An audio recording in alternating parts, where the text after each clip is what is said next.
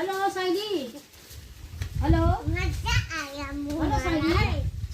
ए phone गरेको थियौ म एकछिन छुट्टी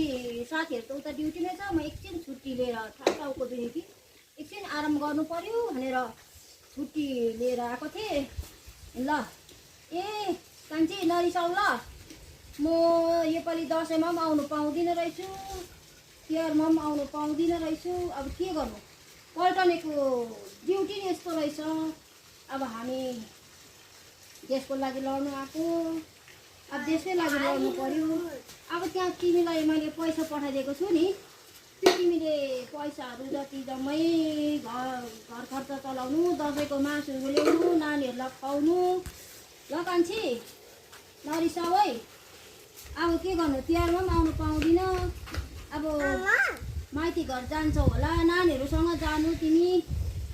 अब होस् अब के गर्नु एक्लै जाऊ न नानीहरूसँग म त आउनु पाउँदिन नि त छुट्टी लिए कति रिक्वेस्ट गरे साय पर्ला है